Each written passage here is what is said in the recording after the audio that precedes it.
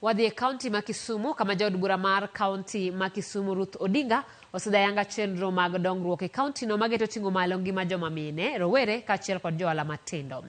Jotelo kod jokanyo mopogore mano yuore nyasi ma kamano opako mokalo ndamono ka giwacho ni mane mabiro kelo kata bero yuto mag oganda kaachiel gi weche mag siasa. Millicent Adhiambo miyowa report.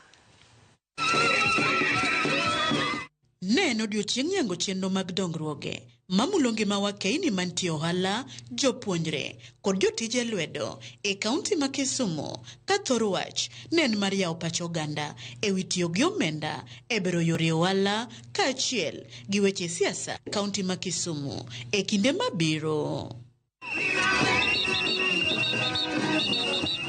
Jaod bura ma kaunti ma Kisumu Ruth Odinga ne ochiwo yedhi adek ne riwruok joma mine mawuok Nyando, Seme kod Nyakach mar konyo e tieko handimbo e dho wedhe. Akelo slogan miluongo ni no sex for fish.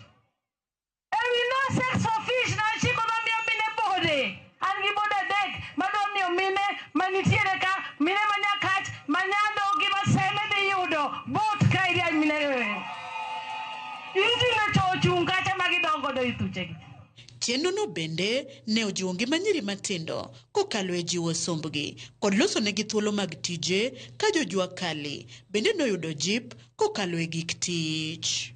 En important ni nyathi kata konyuol dala kik ikawe ni wacho ni odhi kuma nonyuole no kata in iwuon kaka janyuol iwacho ni discriminate nyathi.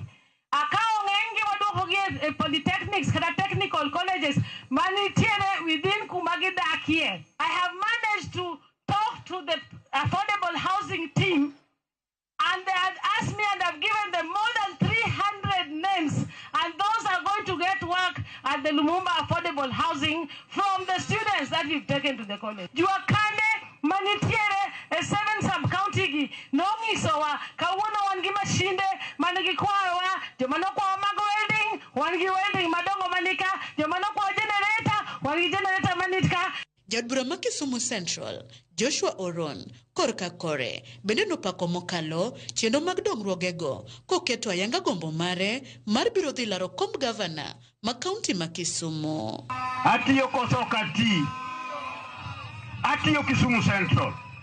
Gima ber ni Professor Peter Nyang' Nyong'o osatiyo maber mokelo Kisumu kaunti ka okelo koso kokelo. Okele kanye malo koso malo. Ni kama koro ena kao koso kakao.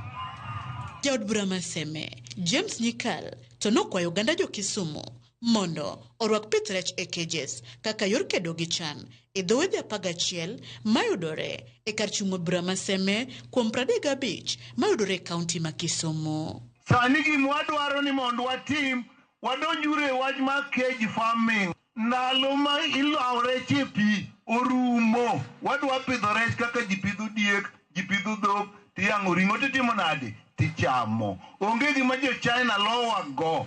Jalup gavana ma Kisumu Matthews Owili to ne onyiso dwaro mar bero loch gwenge kokwayo jod bura mondo oked motegno ne omenda mag basari kaachiel gi juok mag gundho apeini. But today, devolution is under threat.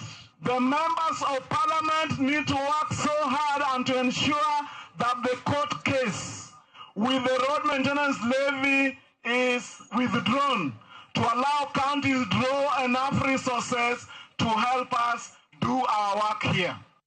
Chenro makama bende noneno sith mar riwruog saga manyien ma otisi ni Shield Okumba wa Sacco ma ibiro yawa yanga kochopo dwe mar 5 igani mondo okony johala matindo e kaunti ma Kisumu. Millicent Adhiambo, Ramogi TV, Seme, Kisumu County.